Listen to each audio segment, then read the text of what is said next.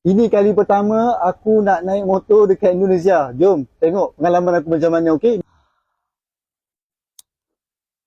Yang bawa motor aku ni seorang wanita. Cuaca agak panas, jadi selalunya pemandu akan pakai jaket dan pelitup muka.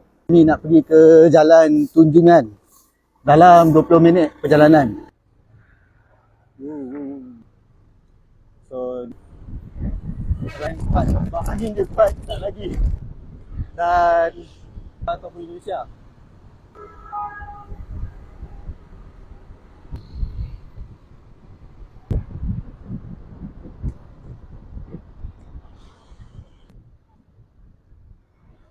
Jujurnya aku memang rasa lebih selesa lah dekat Surabaya. Sebab kau tak akan rasa tertekan dengan kesesakan trafik.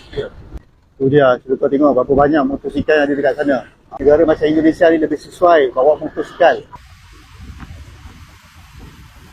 Sekarang ni kita nak pergi parking.